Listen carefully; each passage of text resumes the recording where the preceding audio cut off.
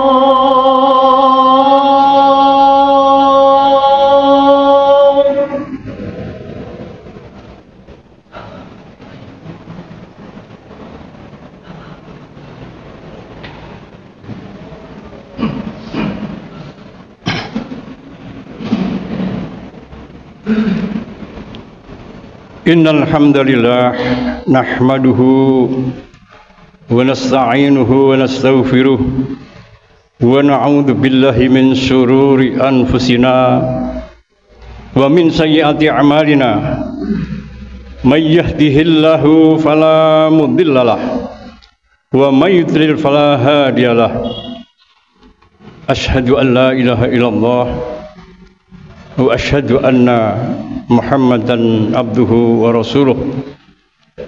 Allahumma salli ala Muhammad wa ala ali Muhammad kama sallaita ala Ibrahim wa ala ali Ibrahim innaka Hamidum Majid. Ayyuhal hadirun usini wa iyyakum bitaqwallah faqad fazal muttaqun. Qala Allah Ta'ala fil Qur'anil Karim, a'udzu billahi minasyaitonir rajim. Ya ayyuhan nasu u'budu rabbakum alladzi khalaqakum wal ladzina min qablikum la'allakum tattaqun. Ya ayyuhalladzina amanu taqullaha haqqa tuqatih wa la tamutunna illa wa antum muslimun. Wa qala Allah fi suratil ukhra, a'udzu billahi minasyaitonir rajim. Ya ayyuhan nasu dzuriba mathalun fastami'u lahu. Innal ladzina tad'una min dunillahi la yakhluqu dzubaban walau istami'u lah wa iyaslubhumudz dzubab la yastanqidhuhu minhu dha'fat talib wal matlub. Maqala Rasulullah sallallahu alaihi wasallam,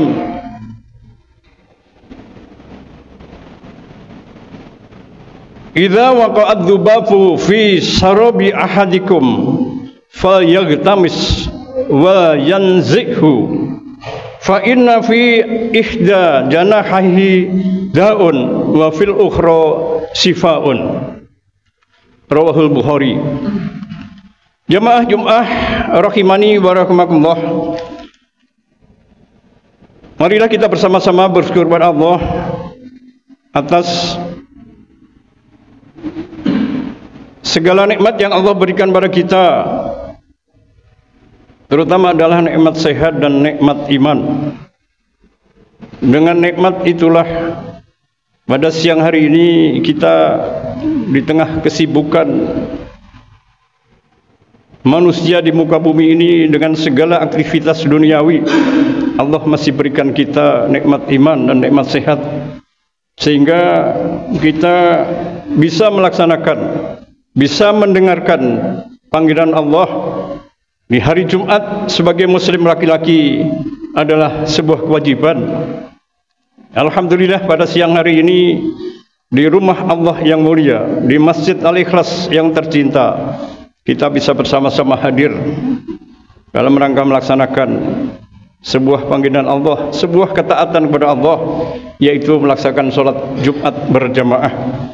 Harapan dan doa kita tentunya semoga seluruh rangkaian, seluruh aktivitas sholat Jumat kita pada siang hari ini, kedatangan kita ke masjid, melangkahkan kita ke masjid untuk mengalahkan, untuk beristirahat dari kesibukan dunia ini, Allah catat sebagai amal soleh dan Allah terima di sisinya. Amin ya rabbal alamin. Tidak lupa jemaah rahimakumullah, pada kesempatan siang hari ini saya mengajak dan menyuruh kepada jemaah sekalian, marilah kita bersama-sama berintrospeksi, mengoreksi diri. Makin hari umur kita makin bertambah, bulan berjalan tidak terasa, tahun berjalan tidak terasa, sehingga umur kita secara kuantitas bertambah, tetapi pada hakikatnya kita akan lebih dekat dengan kematian, berarti umur kita semakin berkurang. Oleh karenanya pada kesempatan siang hari ini marilah kita bersama-sama mengoreksi diri kita.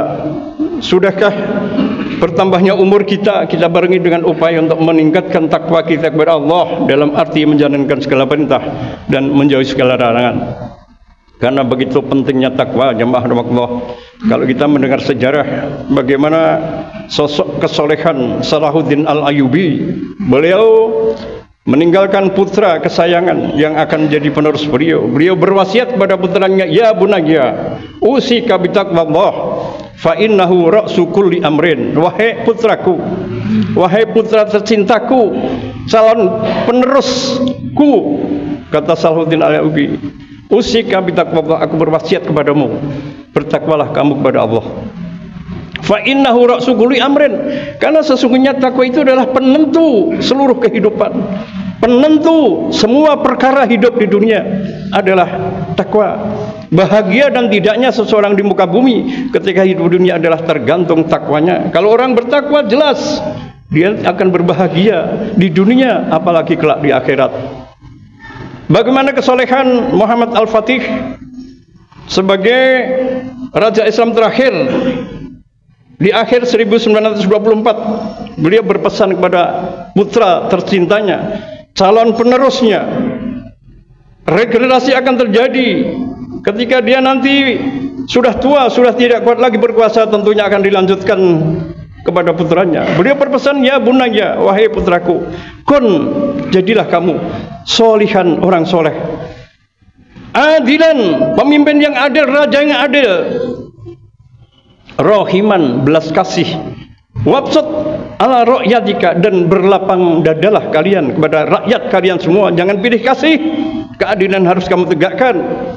Kamu jangan pandang bulu karena sama sukunya, sama agamanya. Kemudian sebagai pemimpin yang menguasai di sebuah negara, kamu berlaku tidak adil.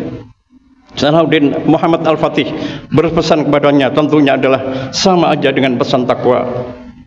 Juga yang diabadikan dalam Al-Quran, Luqmanul Hakim berpesan kepada putranya, ya bunaya, la tusyrik billah fa inna syirka ladzulmun azim, inna syirka ladzulmun azim. Luqman Al-Hakim pesan kepada, ya bunaya, wahai putraku, la tusyrik billah, kamu jangan sekali-kali menyekutukan kepada Allah. Inna syirka ladzulmun azim, sesungguhnya menyekutukan Allah adalah sebuah kezaliman yang besar. Pesan jangan menyekutukan Allah tentunya bermakna juga mendekati dengan kesamaan dengan pesan untuk melakukan bertakwa kepada Allah Subhanahu wa taala. Jemaah rahimani wa rahimakumullah. Pada kesempatan khutbah siang hari ini, sebagaimana mukadimah yang tadi saya bacakan, masih ada kaitan dengan tadabbur tentang ayat-ayat Al-Quran yang berhubungan dengan binatang.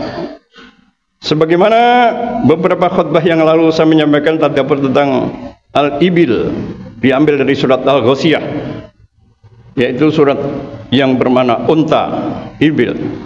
Maka pada kesempatan siang hari ini, marilah kita sekali lagi mentadabburi, karena mentadabburi ayat-ayat Allah adalah bagian dari kewajiban kita sebagai muslim. Jemaah rahimani bakumullah, sebagaimana tadi saya bacakan, Allah berfirman, ya ayyuhan nas, wahai manusia, dzuriba mathalun, dibuat contoh kepada kalian semua wahai manusia, fastami'ulah, dengarkan baik-baik, perhatikan baik-baik kata Allah, innal ladzina tad'una min dunillahi la yakhluqu dzubaban, sesungguhnya orang-orang kalian yang menyembah kepada selain Allah, la yakhluqu dzubaban, lan di sini adalah di dalam ilmu nahwu disebut dengan harfun nawasib, huruf amil nasab, yang artinya adalah tidak akan pernah. Kalau la nafi artinya tidak, tapi kalau sudah lan, lam di fathah, nun disukun, lan itu artinya tidak akan pernah. Sebagaimana firman Allah dalam surah lain, walan tardu angkal yahudu walan nasara hatta tattabi'a millatahum, orang Yahudi dan orang Nasrani tidak akan pernah rela sehingga kalian mengikuti milah mereka, agama mereka, budaya mereka, kebiasaan mereka, tradisi mereka. Allah menggunakan kata lan. Maka di dalam surat Al-Hajj, surat ke-22 ayat 73, jelas Allah katakan, innal ladzina tad'una min dunillahi la yakhluqu dzubaban, sesungguhnya orang-orang yang menyembah kepada selain Allah, la yakhluqu dzubaban, tidak akan mampu menciptakan seekor lalat. Lalat itu binatang yang kecil, hina dina, binatang yang suka diremehkan manusia. Allah membuat contoh tidak begitu besar. Allah membuat contoh dengan binatang kecil, serangga yang sering kita remehkan. Tapi Allah sudah mencegat, sudah menghalangi, sudah menebak manusia, kamu tidak akan mampu menciptakan lalat. Yang disembah tidak akan mampu menciptakan lalat, apalagi yang menyembah kepada selain Allah. Walau istami'ulah, walaupun mereka berkumpul, pakar-pakar, profesor biologi berkumpul, mereka bersepakat, mereka berkolaborasi, mereka bekerjasama untuk menciptakan seekor lalat, tidak akan mampu. Dan ini sudah dibuktikan pada kurang lebih sebelum abad 20, kalau tidak salah 30 pakar biologi di seluruh dunia, di negara-negara yang maju ada 30 orang profesor ahli biologi berkumpul di Rusia. Mereka bersepakat, mereka mengadakan sayembara, kita kasih waktu 10 tahun untuk menciptakan seekor lalat. Mereka pulang dengan negara masing-masing dengan segala peralatan yang modern, dengan laboratorium, dengan segala keilmuannya yang canggih, dengan berbagai literatur yang mereka kuasai. Mereka diberi waktu 10 tahun. 10 tahun kemudian setelah mereka berkumpul, ternyata mereka mengatakan gagal. Kami tidak bisa menciptakan seekor lalat yang kita pandang remeh, yang kita pandang kecil. Ternyata tantangan Allah tidak akan pernah bisa dimenuhi oleh manusia. Ini sebetulnya Allah berpesan kepada kita, yang kalian sembah itu salah. Yang kalian sembah itu adalah Tuhan yang bisa menciptakan lalat dan segala binatang, segala macam dunia seisinya, ini yang kalian sembah. Tapi kalian menyembah kepada orang, kepada pihak, kepada Tuhan yang kalian anggap Tuhan, yang tidak mampu menciptakan seekor lalat pun. La yakhluqu dzubaban, tidak akan pernah. Walau bisami'ullah wa iyaslumu dzubab, Allah lanjutkan, jangankan menciptakan seekor lalat, wa iyaslumu dzubabu syai'an, seandainya ada seekor lalat terbang hinggap di makanan kalian, di piring kalian, la yastangkiduhu, kalian tidak akan bisa menarik kembali, tidak akan bisa menangkap yang lalat makan makanan kita. Kita makan nasi, ada lalat hinggap di makanan kita, kita mau tangkap gak bisa. Manusia menciptakan lalat gak bisa, jangankan menciptakan lalat, menangkap lalat yang hinggap di makanan pun kita ini tidak bisa. Manusia itu banyak kelemahan. Dha'ufat thalib wal matlub, Allah kemudian tandaskan dha'ufat thalib wal matlub, orang yang menyembah kepada selain Allah dan yang disembah sama-sama lemah.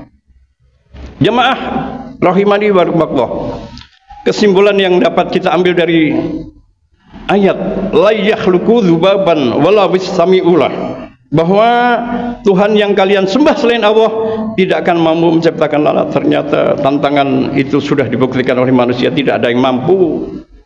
14 abad yang lalu Al-Quran, ayat ini diturunkan kepada Rasulullah SAW, tidak ada yang mampu. Kenapa Allah membuat contoh lalat? Nah, ini yang perlu kita kaji, yang perlu kita daburi.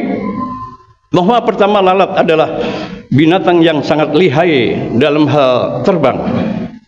Lalat itu jemaah Allah, terbangnya bisa ke kanan, bisa ke kiri, bisa ke atas, bisa ke bawah, bisa terbalik. Dia terbang terbalik di langit-langit, itu bisa lah. Makanya lalat ini adalah binatang yang pandai bermanuver, sulit ditebak kemana arah ini mau terbang. Ketika lalat di depan kita, kita tangkap lalat, ternyata larinya ke kiri. Kita anggap ke kiri, ternyata lalat ke atas. Itu lalat, lihainya luar biasa. Kenapa Allah ciptakan lalat yang begitu? Makanya ini ya jemaah Allah, bagian dari mentadaburi ayat Al-Quran. Yang kedua, lalat itu punya kemampuan per detik bisa mengepakkan sayapnya sampai 500 kali per detik, bisa mengepakkan sayapnya, sangat luar biasa. Dan lalat adalah hari kedua bisa berposisi, bisa berpindah di tempat 10 km dari tempat yang sekarang. Seandainya lalat ada di depan kita sekarang, besok itu sudah ada di 10 km jarak lalat itu bertempat. Jadi kecepatan yang sangat luar biasa. Ini yang tidak pernah diketahui manusia, dan ini hasil penelitian para ilmuwan. Hasil penelitian tidak main-main, karena dia menggunakan teori-teori yang bisa dipertanggungjawabkan secara ilmiah. Dan lalat jemaah makmur itu sayap satunya ternyata membawa 60 lebih penyakit yang dibawa. Tapi sayap yang satunya mengandung penawar, obat.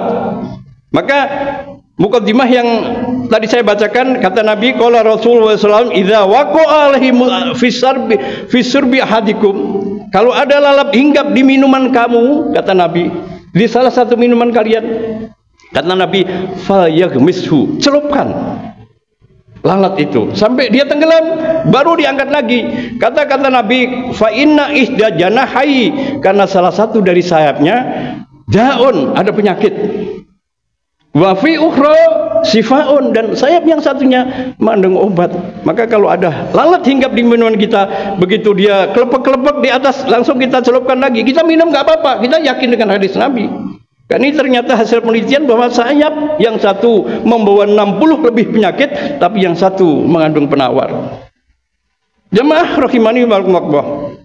Kemudian lalat punya penciuman yang sangat luar biasa. Dia bisa mencium makanan, bangkai maupun busuk, barang-barang yang busuk dari jarak 2 km dia bisa mencium. Ini adalah kuasa Allah.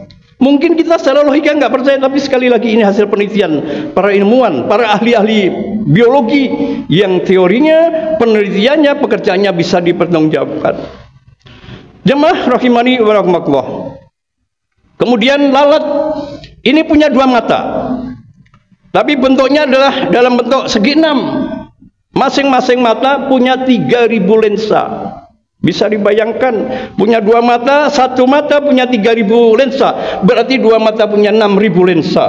Seperti spion. Makanya lalat ini, walaupun dia menghadap ke sana, kita tangkap dari depan, dia melihat. Karena apa? Karena dikelilingi oleh 6.000 lensa yang ada di lalat. Oleh karena kenapa Allah abadikan dalam Al-Quran? Karena lalat ternyata punya banyak keistimewaan-keistimewaan dimiliki oleh lalat. Dan jemaah Allah yang perlu diketahui, kenapa Allah ciptakan lalat? Banyak orang bertanya, kenapa Allah ciptakan lalat? Lalat itu kan terkesan ketika orang mendengar lalat berarti hal yang kotor. Karena lalat ternyata hasil penelitian waktunya lebih banyak dihabiskan di tempat sampah, di bangkai, di tempat-tempat busuk. Ini lalat. Dan lalat ternyata istirahatnya 12 jam. Dia tidur 12 jam. Lalat itu aktifnya lebih banyak di pagi hari. Karena dia banyak tidur juga 12 jam. Kenapa Allah ciptakan lalat? Jemaah Allah, mari kita tadabburi. Kita bayangkan seandainya tidak lalat, sampah, bangkai, kotoran-kotoran akan menumpuk. Kenapa? Lalat bagian dari pengurai. Lalat ketika hinggap di tempat sampah, dia bertelur. Telurnya dari belatung. Belatung itulah yang mengurai. Sampah jadi habis. Bangkai akan jadi habis. Bangkai manusia nih, kalau orang sudah dikubur, kalau Allah tidak ciptakan belatung-belatung, tidak, siapa yang mau makan? Busuk. Bangkai ayam, bangkai tikus di jalan, karena ada lalat. Lalat kemudian dia makan sambil bertelur jadi belatung. Belatung kemudian menetas, kemudian jadi larva. Larva akhirnya jadi lalat lagi. Itu kan, belatung itu kan bagian metamorfosis dari seekor lalat. Jadi Allah ciptakan lalat. Ali Imran ayat 190 mengatakan, Rabbana ma khalaqta hadza batila subhanaka faqina adzabannar. Ya Rabbkum, ya Rabb kami, ma khalaqta hadza batila, apa yang kau ciptakan di muka bumi tidak ada yang sia-sia, semua ada manfaatnya bagi manusia. Subhana faqina adzabannar, maha suci Engkau ya Allah, waqina adzabannar, dan jagalah siksa kami dari api neraka. Aqulu qauli hadza wastaghfiruhu innahu huwal ghafurur rahim.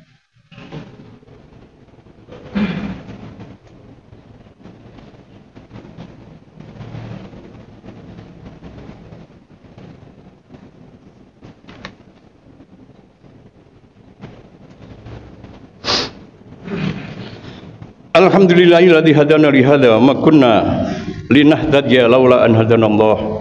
May yahdihillahu fala mudhillalah wa may yudhlil fala hadiyalah. Asyhadu an la ilaha illallah wa asyhadu anna Muhammadan abduhu wa rasuluh. Allahumma shalli ala Muhammad wa ala ali Muhammad kama shallaita ala Ibrahim wa ala ali Ibrahim innaka Hamidum Majid. Jemaah rahimani wa rahimakumullah, marilah kita bersama-sama merenungkan apa yang disampaikan pada khutbah yang pertama adalah sebuah tadabbur. Allah sudah berfirman dalam surat Fussilat, kalau tidak salah di ayat 34, Allah berfirman, sanurihim ayatina fil afaqi wa fi anfusihim hatta yatabayyana annahul haq. Kata Allah, Allah berjanji, kami akan tunjukkan tanda-tanda kebesaranku di seluruh penjuru, fil afaqi, di seluruh ufuk, di seluruh penjuru, dari timur, barat, atas, bawah, dari segala penjuru Allah akan buktikan. Wa fi anfusihim, dan di dalam diri mereka sendiri, hatta yatabayyana annal haq, bahwa sesungguhnya akan datang satu kebenaran, akan terbukti kebenaran. Kalau Al-Quran Allah firmankan 14 abad yang lalu, yang diturunkan wahynya oleh malaikat Jibril kepada Nabi Muhammad. Dulu orang tidak percaya. Begitu teknologi maju, maka orang makin percaya. Maka kemajuan teknologi di satu pihak adalah ada keuntungan bagi umat Islam. Karena apa? Kebenaran-kebenaran ayat Al-Quran akan makin terungkap. Yang kedua adalah hadis riwayat Bukhari yang tadi saya bacakan adalah, apabila ada seekor lalat hinggap di salah satu minuman kamu, maka celupkan, kemudian angkat. Kata Nabi, lalat satu sayapnya mengandung penyakit, tapi satu sayapnya kemudian mengandung obat dan penawar. Dan ini terbukti sekali lagi hasil penelitian ilmiah oleh para ahli. Maka jemaah makwah, makin maju teknologi, insya Allah akan membuktikan bahwa Al-Quran dan hadis yang Rasul sabdakan, hadis yang Rasul sabdakan 14 abad lalu, Al-Quran yang Rasul ajarkan 14 abad lalu akan terbukti makin kebenaran Al-Quran. Mudah-mudahan kita termasuk orang-orang yang senantiasa mentadabburi Al-Quran, karena makin mentadabburi Al-Quran adalah makin baik. Ibnu Qayyim mengatakan membaca Al-Quran khatam sampai 30 juz, ya, membaca Al-Quran satu ayat dengan mentadaburi, mentafakuri lebih baik daripada min khatmihi, daripada khatam Al-Quran tapi tidak tahu isinya. Oleh karena jemaah makmum, marilah kita dengan kegiatan yang kita lakukan sering baca Al-Quran, jangan hanya mencapai target khatam 30 juz, tapi sesekali kita baca terjemahnya. Kita baca tafsirnya kalau punya tafsir, paling tidak. Karena apa? Karena kandungan-kandungan Al-Quran akan semakin kita fahami. Kalau Al-Quran, jemaah makwah yang perlu dicatat, bukan hanya Allah turunkan bukan sebagai bacaan saja, tetapi Al-Quran adalah merupakan cuplak, petunjuk pelaksanaan hidup. Oleh karena Al-Baqarah mengatakan hudzal linnas wa bayyinatin minal huda wal furqan, hudzal lil muttaqin alladzina yu'minuna bil ghaibi wa yuqimuna shalah, dan seterusnya. Oleh karena jemaah makmah, sekali lagi marilah kita ajarkan, kita didik anak-anak kita untuk bisa paham pada Al-Quran, bisa membaca Al-Quran dan bisa memahami. Kemudian kalau mereka sudah menginjak umur-umur SMP, SMA, kemudian di pesantren kita ajarkan mereka tafsir asbabun nuzul supaya mereka lebih paham terhadap Al-Quran. Itulah khutbah singkat yang saya sampaikan. Mudah-mudahan apa yang saya sampaikan bermanfaat khususnya kepada saya pribadi selaku khatib dan jamaah sekalian. Mudah-mudahan kita jadikan Al-Quran sebagai pedoman hidup kita di tengah maraknya fitnah di akhir zaman, di tengah maraknya fitsos, di tengah maraknya berbagai cobaan dan gangguan di tengah kehidupan kita. Iman sekarang semakin menipis. Kalau orang tidak berpedoman pada Al-Quran, niscaya akan sesat sebagaimana hadis Nabi, taraktu fikum amrayni lam tadillu ba'di ma in tamassaktu bihima kitabullah wa sunnata rasulih. Kita akhiri khutbah ini dengan doa, semoga Allah senantiasa berikan kita hidayah, berikan kita hidayah taufik, berikan kita sehat dan panjang umur karena taat kepada Allah, berikan kita anak-anak yang barokah, rezeki yang barokah, dan kehidupan yang barokah. Itulah yang akan mengantarkan kita kepada kebahagiaan dunia dan akhirat. Alhamdulillahirabbil alamin, hamdan yuwafi ni'amahu wa yukafi mazidah.